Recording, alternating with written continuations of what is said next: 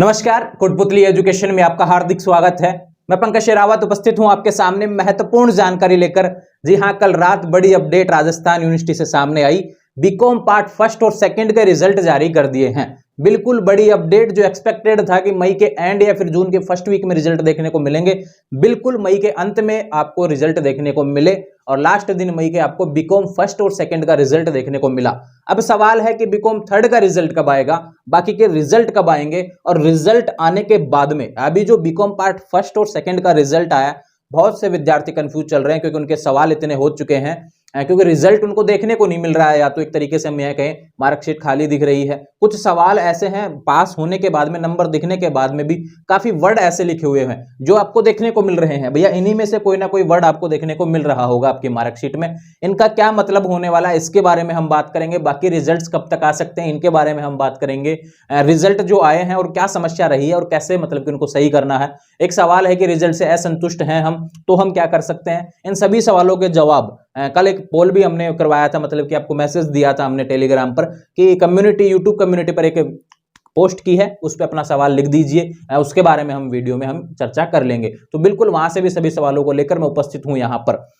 आज का वीडियो होने वाला है राजस्थान यूनिवर्सिटी रिजल्ट को लेकर, सारी चीजें समझाने वाला हूं भैया। तो बात करते हैं Rajasthan university BCom part first और सेकंड के जो रिजल्ट हुए हैं उसके बारे में। तो सबसे पहले बता दूं आपको, रेगुलर और नॉन कॉलेज दोनों का रिजल्ट साथ में ही जारी होता है भैया, ये चीज आप ध्यान रखें। चाहे वो बीकॉम हो, चाहे बीएससी हो, चाहे बीए हो, रिजल्ट में कभी भी यहाँ पे रेगुलर या नॉन कॉलेज अलग अलग देखने को नहीं मिलता। जैसे कल मैंने स्क्रीनशॉट एक शेयर किया था मैंने आपको टेलीग्राम पर, तो उसमें लिखा हुआ था बीकॉम पार्ट फर्स्ट रिजल्ट 2023, उसमें कहीं रेगुलर नॉन कॉलेज नहीं लिखा होता। वो तो सभी के लिए होता है, ये चीज आप ध्यान रखें। तो सभी का रिजल्ट वहां पे देखने को मिलेगा, चाहे एक्स हो, चाहे रेगुलर हो, चाहे नॉन कॉलेज। ठीक है, ये सवाल खत्म हुआ। अब जिसके भी PASS लिखा हुआ है भैया, बधाई हो आपको, आप पास हो चुके हैं। सबसे पहले तो यह है बात, चाहे बीकॉम पार्ट फर्स्ट में हो चाहे सेकंड में हो। ठीक है, अब पास को काफी लोग क्या है कि अपनी जो ये बोलते हैं ना कि ट्रांसलेट करते हैं हम, रिजल्ट जब आता है तो आपने क्या हिंदी में कर रखा हो, उसका आपका जो फॉन्ट है वो हिंदी में कर रखा होगा, तो उसमें पास तो दिखेगा नहीं आपको, रास्ता लिखा हुआ दिखेगा मार्कशीट में। तो उसको इंग्लिश में ट्रांसलेट कीजिए, आपको पास देखने को मिल जाएगा। ऐसा भी सवाल मुझे देखने को मिला कि मेरे में रास्ता लिखा है तो इसका क्या मतलब है। तो ये ट्रांसलेट करता है भैया, पास का मतलब कि पासिंग वे, जैसे रास्ता जो बोलते हैं ना वो होता है, वो ट्रांसलेशन की गलती है, ये चीज आप ध्यान रखिए ना। पास वाले पास, जिसके फेल लिखा हुआ है वो फेल हो चुके हैं, ये चीज आप ध्यान रखें। लेकिन रिजल्ट को थोड़ा सा देख लेना, अगर आपको लगे कि आपके दो सब्जेक्ट में अलग अलग, मतलब कि जैसे मान लो कि कॉमर्स का रिजल्ट आया तो एक अकाउंटेंसी का हो, एक इकोनॉमिक का हो, तो उसमें मान लो किसी के दोनों में मिला के 71 आ रहा हो, इधर 70 आ रहा हो, तो भैया रिवेल लगा के देख लेना एक बार, है ना। तो आपका मान लो किसी में एक में बढ़ जाएगा तो साल बच जाएगी, और जो बाकी जो एक सब्जेक्ट है वो ड्यू रह जाएगा, ये चीज आप। वो रिवेल्यूशन का फॉर्म जब लगेगा आपको समझा दूंगा समीकरण। अब सवाल करते हैं, पास और फेल की बात हो चुकी है, ये चीज आप ध्यान रखें। अब सवाल आता है कि मार्कशीट में लिखा गया RWEX, यहाँ पे क्या कमी रह गई। तो RWEX में आपको रिजल्ट भी देखने को नहीं मिल रहा होगा कितने नंबर आए हैं। RWX का मतलब है कि भैया रिजल्ट वेट, आपका रिजल्ट रोका गया है किसी कारणवश, और यहाँ पे EX का मतलब एग्जाम की जो हार्ड कॉपी फॉर्म की जो थी वो आपको यूनिवर्सिटी जमा करवानी पड़ेगी, किसी कारणवश रुका हुआ है, ये चीज आप ध्यान रखें। ये सबसे इंपॉर्टेंट बात है, ये काफी विद्यार्थी कंफ्यूज होते हैं। या फिर जो आपका जो फॉर्म है, जो एग्जाम फॉर्म आपने कॉलेज में जमा कराया था, वो अभी तक यूनिवर्सिटी नहीं पहुंचा है, जिस कारण से समस्या आई। या फिर आपके एडमिट कार्ड में भी ऐसा कुछ लिखा आया होगा कि आपकी हार्ड कॉपी नहीं पहुंची है, प्रोविजनली आपका एडमिट कार्ड जारी कर दिया गया। जो भी कमी रहती है वो एडमिट कार्ड में लिखी हुई आती है, नहीं लिखी आती है तो भी भैया ये ध्यान रखें, अपने रेगुलर है तो अपने कॉलेज से संपर्क कर लेंगे, वो आपको बता देंगे कि क्या कमी रही है। नहीं तो यूनिवर्सिटी तो जाना ही है हार्ड कॉपी लेके, ये चीज आप ध्यान रखें। कभी भी जा सकते हैं रिजल्ट आने के बाद में, तो रिजल्ट आ चुके हैं, 2-4 दिन के बाद में आप यूनिवर्सिटी जाके सही करवा सकते हैं, ये चीज आप ध्यान रखें। आपको पता चल जाएगा कितने नंबर आपके आ रहे हैं, क्या रहा है रिजल्ट, ना। एक रिवेलेशन जब फॉर्म आएगा, रिवेलेशन फॉर्म क्या है इसके बारे में बताऊंगा, लेकिन रिवेलेशन फॉर्म में आप रोल नंबर लगा के चेक कर सकते हैं कि आपके कितने नंबर आ रहे हैं। अगर ये RWX RWN लिखा आया है तो केवल उसमें अंदाजा लगा सकते हैं, देख सकते हैं कि कितने नंबर आपके आए हैं, तो खुल जाता है नंबर। मार्कशीट नहीं दिखेगी लेकिन आपके नंबर दिख जाते हैं, कितने में से इतने नंबर आपके आए हैं, ये चीज आप ध्यान रखें। अब बात करते हैं RWEN क्या है। RWEN ये एनरोलमेंट का इशू है भैया। RWEN result wait for enrolment. Enrolment आपके मार्कशीट, आपका जो रोल नंबर था, आपका जो एडमिट कार्ड था, आपकी जो मार्कशीट है, उसमें एनरोलमेंट नंबर की कमी है। रोल नंबर के नीचे एनरोलमेंट लिखा हुआ होगा, EN ऐसे करके स्लैश करके खाली है वो स्पेस, तो वहां पे एनरोलमेंट नंबर की कमी है। इसको लेकर अलग से वीडियो डाला हुआ है, लिंक शेयर कर दूंगा यहाँ पर डिस्क्रिप्शन में। लेकिन पहले बता देता हूँ क्या करना है। इसकी दो प्रोसेस होती है भैया, रेगुलर का अलग होता है, नॉन कॉलेज का अलग होता है एनरोलमेंट के। अब एनरोलमेंट क्यों लिखा आता है ऐसा, उसके बारे में हम बात कर लेते हैं। अगर आपका माइग्रेशन जमा नहीं है तो ही एनरोलमेंट का इशू आएगा, ये चीज आप ध्यान रखें। अगर आपका माइग्रेशन जमा नहीं है तो ही ऐसा इशू आएगा। अब बात करते हैं कि रेगुलर विद्यार्थी जिनका भी EN लिखा आया है ना, RWEN लिखा है, उनको क्या करना है। सबसे पहले तो अगर आपने जमा करवा रखा है, रेगुलर विद्यार्थी अगर आपने माइग्रेशन जमा करवा दिया फिर भी ऐसा लिखा आ रहा है, तो जो आपका कॉलेज था जहां पे एडमिशन था वहां पे संपर्क कीजिए। आपका माइग्रेशन यूनिवर्सिटी नहीं पहुंचा है, यूनिवर्सिटी पहुंच भी गया होगा तो वो अपडेट नहीं हुआ, इसलिए आपको रेगुलर विद्यार्थियों को कॉलेज से संपर्क कर रखना है। अगर आपने जमा करवा रखा है, माइग्रेशन नहीं करवा रखा है, तो उसका सोल्यूशन तो बताने वाला हूं। ये चीज आप करवा रखा है तो मैंने बता दिया, कॉलेज से संपर्क करो, उसको बोलो कि भाई अपडेट करवाओ कैसे भी करके, हमारा रिजल्ट हमें देखना है। ये चीज आप ध्यान रखें। अब बात करते हैं जिसने जमा ही नहीं करवा रखा, माइग्रेशन खुद के पास ही रख रखा है, उसके क्या प्रॉब्लम है उसको समझाता हूं। रेगुलर विद्यार्थियों को एनरोलमेंट करवाना पड़ता है। अगर आप अदर बोर्ड से हो, चाहे नॉन कॉलेज हो चाहे रेगुलर हो, अदर बोर्ड से आप रहे हैं 12th, तो आपको एनरोलमेंट करवाना पड़ता है। वो आपके फॉर्म भरते समय नहीं करवाया होगा, चालान पैसा कट गया होगा, लेकिन माइग्रेशन जमा नहीं करवाया। अब आती है बात सबसे इंपॉर्टेंट कि माइग्रेशन जमा नहीं करवाया तो भैया एक फॉर्म आएगा, एनरोलमेंट फॉर्म, है ना, एनरोलमेंट फॉर्म PDF अवेलेबल करवा दूंगा टेलीग्राम चैनल पर इस फॉर्म का आज ही। राजस्थान यूनिवर्सिटी के ऑफिशियल वेबसाइट पे भी डाउनलोड कर सकते हैं, फॉर्म्स के नाम से ऑप्शन होता है, वहां पे एनरोलमेंट फॉर्म देखने को मिल जाएगा, वहां से आप डाउनलोड कर लेना। एक पेज का फॉर्म आएगा, उसको भर के रेगुलर विद्यार्थियों क्या करना है, फॉर्म को भर के अपना जो माइग्रेशन है जो आपने जमा नहीं करवाया वो लेके जाना है। कहां पे लेके जाना है, पहले जाना पड़ेगा आपको कॉलेज। वो जो फॉर्म होता है ना उसको भरना भैया, उसमें नाम डिटेल्स, आपने 12वीं कहां से की थी, ये सारी चीज उसमें देनी पड़ेंगी। और उसको जहां पे आपका एडमिशन है वहां से सील लगवा के ले जानी है प्रिंसिपल की, ये चीज आप ध्यान रखें, यानी मोहर आपको लगवा के ले जानी है, ये चीज आप ध्यान रखें एनरोलमेंट फॉर्म पर। तो एनरोलमेंट फॉर्म हो गया और माइग्रेशन हो गया, 10th 12th की मार्कशीट हो गई, ये चीजें जमा होंगी यूनिवर्सिटी में अगर आपने माइग्रेशन जमा नहीं करवाया है तो। इसकी कोई लास्ट डेट नहीं होती है, ये चीज आप ध्यान रखें, रिजल्ट आने के बाद में कभी भी जाके आप सही करवा सकते हैं। 590 रुपए आपको एनरोलमेंट फॉर्म के बाद में जब आप यूनिवर्सिटी जाएंगे तो वहां पे चालान के रूप में कटेगा, जो एनरोलमेंट चार्ज होता है वो लगेगा भी, ये चीज आप ध्यान रखें। हर साल बढ़ता घटता रहता है, ये चीज आप ध्यान रखें।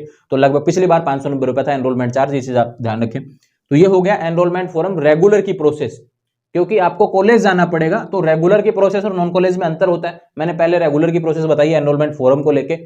अब फॉर्म लेना है, प्रिंट मिल जाएगा, मित्र से निकलवा लेना, ये चीज ध्यान रखें। उसको कॉलेज से जाके साइन करवा के, भर के उसको साइन करवा के और यूनिवर्सिटी जमा करवाना है विद माइग्रेशन, ये चीज आप ध्यान रखें।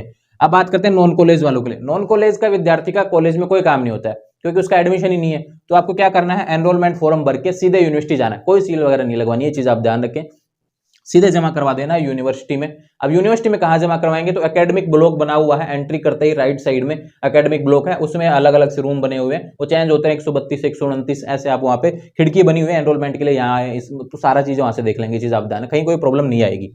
ये हो गया, दोनों के लिए हो गया ना भैया। रेगुलर को कॉलेज जाके फॉर्म भर के, मतलब कि आपको एनरोलमेंट फॉर्म तो बाहर से भी मिल जाएगा, ये मित्र से भी, और उसके बाद में सील लगवा के लेके जाना, और नॉन कॉलेज को डायरेक्ट यूनिवर्सिटी जाना है, इस चीज आप ध्यान रखिए। ये एनरोलमेंट को लेकर हो गया, अलग से वीडियो बना के डाला हुआ है, लिंक डिस्क्रिप्शन में अवेलेबल करवा देता हूं, उसको कंप्लीट डिटेल्स जो स्पेशल है इसके लिए एनरोलमेंट के लिए बनाया हुआ था उसको देख लेंगे अच्छे तरीके से, वो पिछले साल बनाया था ना, ये चीज आप ध्यान रखें। अब आते हैं सवाल के जिसके EFPS लिखा गया, पास हो गए तो पास हो गए। EFPS वालों क्या है, देखो EFPS का मतलब क्या है भैया, eligible for part second. E का मतलब एलिजिबल, F का मतलब फॉर, P का मतलब पार्ट और सेकंड, यानी eligible for part second year.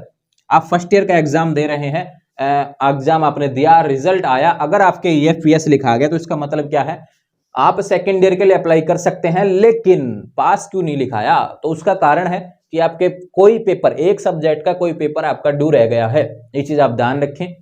क्या कैसे ड्यू पता लगाएंगे, टोटल बेहतर नहीं होगा, ये चीज आप ध्यान रखें, क्योंकि बीकॉम का रिजल्ट है तो टोटल बेहतर नहीं होगा दोनों में मिला के, और जिसमें भी 36 से कम है ना वो ड्यू है, ये चीज आप ध्यान रखें। अगर अलग अलग में पेपर में ड्यू होता, अब देखो जिसका बेहतर टोटल हो रहा है, फिर उसमें चाहे एक में 10 आ रहा हो, चाहे एक में मतलब 80 आ रहा हो, एक में 10 आ रहा हो चाहे एक से, लेकिन बेहतर से ज्यादा है ना, तो वो पास हो जाएगा, ये चीज आप ध्यान। लेकिन टोटल बेहतर नहीं हो रहा, टोटल बेहतर नहीं होने के बाद में जिसमें भी 36 से कम है, उस सब्जेक्ट का जिसमें बेहतर नहीं हो रहा ना, उसी सब्जेक्ट का आपको मतलब कि देखना है, जिसमें 36 से कम है वो ड्यू है, ये चीज आप ध्यान रखें। और वही पेपर ड्यू रहा है, इस कारण से लिखा गया EFPS। अब परेशान नहीं होना है, EFPS के लिए क्या करना है, सेकेंड ईयर में हो चुके हैं, सेकेंड ईयर की तैयारी कीजिए, पढ़िए, आप ध्यान रखें अच्छे तरीके से, है ना। आपको लगता है कि आपका पेपर ड्यू नहीं रहना चाहिए था, EFPS नहीं लिखाना चाहिए था, 1-2 नंबर से आप रहे हैं, तो रिवलेशन फोरम आता है वो लगा देना, ये चीज आप ध्यान रखें। इसकी चर्चा यहाँ पे करूंगा, है ना, रिवलेशन फोरम क्या है तो उसके बारे में हम डिटेल्स बता देंगे। तो ध्यान रखिए, EFPS का मतलब समझ में आया, ये सारी चीजें मैंने आपको बता दी। EFPS एलिजिबल हो पार्ट सेकंड, फोरम कब लगेगा, उस ड्यू पेपर का फोरम कब लगेगा, अलग से एग्जाम फोरम नहीं लगेगा भैया इसका पार्ट और फर्स्ट और सेकंड में, ये चीज आप ध्यान रखिए। जब सेकंड ईयर का फोरम भरेंगे तो ऑटोमेटिकली उसी में ड्यू दिखा देगा वो, उसी में फीस जुड़ जाएगी। एक ही फॉर्म आपको भरना है सेकंड ईयर का, जब नवंबर दिसंबर में जब एग्जाम फॉर्म भरे जाते हैं, और वही मार्च अप्रैल में आपका एग्जाम लग जाएगा, पहले कोई एग्जाम नहीं लगेगा EFPS EFPT वालों का, ये चीज आप ध्यान रखें। क्लियर। अब आते हैं eligible for part third. EFPT का मतलब क्या है, ये तो EFPS किसके लिए रिजल्ट में आया होगा, फर्स्ट ईयर के रिजल्ट में लिखा आया होगा। EFPT किसके लिए रिजल्ट में लिखा होगा, ये पार्ट सेकंड के रिजल्ट में लिखा आएगा, eligible for part third, eligible for part third, जिसका भी वही पेपर, किसी का पेपर कोई ड्यू रह गया होगा एक सब्जेक्ट का, इसलिए लिखा गया एलिजिबल फॉर पार्ट थर्ड। आपको मौका दिया गया फाइनल ईयर में जाने का, लेकिन आपका जो कोई पेपर है वो आपको फाइनल ईयर के पेपर के साथ में क्लियर करना पड़ेगा। फॉर्म नवंबर दिसंबर में जब फाइनल का भरोगे तभी उसी में वो इंक्लूड होकर आ जाएगा, सेकंड ईयर के रोल नंबर जब लगाएंगे तो वो ड्यू भी दिखा देगा, और फाइनल ईयर के पेपर भी उसमें ऐड होकर आ जाएंगे, और मार्च अप्रैल में सभी के साथ में आपका एग्जाम लग जाएगा। ये चीज आप ध्यान रखें, परेशान नहीं होना है इसको लेकर भी। ये हो गया EFPT को लेकर बात हुई थी। EFPS और EFPT लगभग सेम है, ये फर्स्ट ईयर के रिजल्ट में आता है, ये सेकंड ईयर के रिजल्ट में आता है, ये चीज आप ध्यान रखें, ठीक है। अब बात करते हैं रिजल्ट से असंतुष्ट। अब देखो, किसी को लगता है कि मेरा रिजल्ट पास हो गया फिर भी नंबर कम है, किसी को लगता है मैं फेल हो गया फिर भी मेरे नंबर कम है, मतलब कि मुझे लगता है कि मैं कैसे मतलब कि बढ़ सकते हैं, मुझे लगता है कि मैंने बहुत अच्छे तरीके से किया था लेकिन नंबर कम आ रहे हैं। तो ध्यान रखो भैया, एक रिवलेशन फोरम लगता है ना, रिवलेशन फोरम लगता है,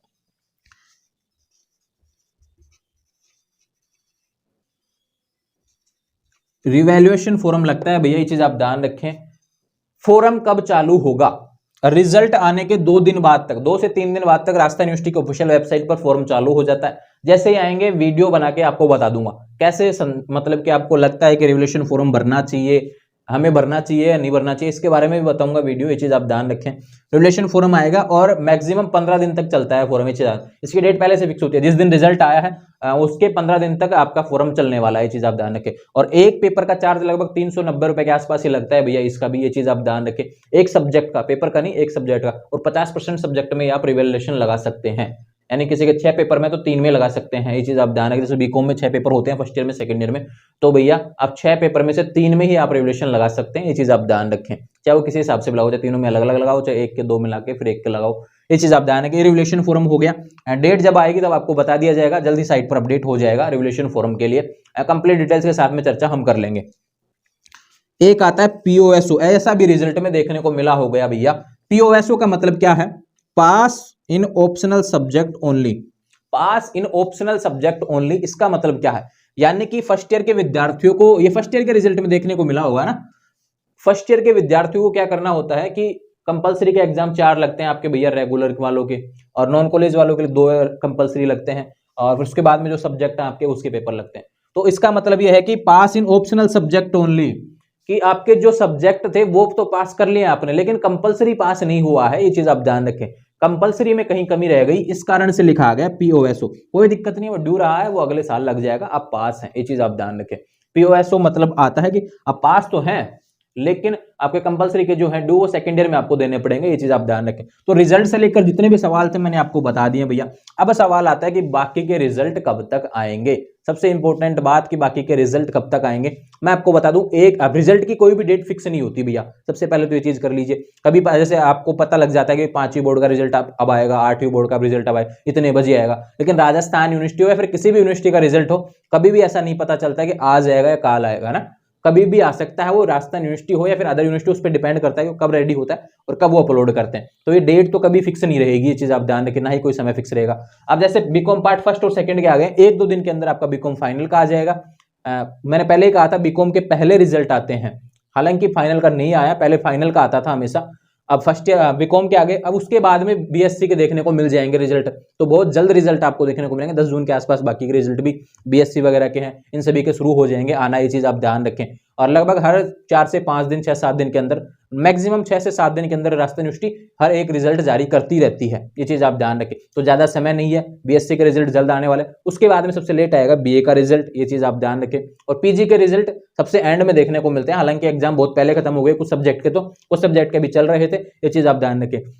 तो ये रिजल्ट हैं जो एंड में आएंगे, है ना, जुलाई के शुरू में आ सकते हैं पीजी के रिजल्ट, लेकिन बाकी के जो रिजल्ट हैं जून में ही आना शुरू हो चुके हैं, जून में ही आ जाएंगे, 1 महीना है, इसमें बीएससी के रिजल्ट आ जाएंगे, तीनों रिजल्ट आ जाएंगे ऐसी उम्मीद है।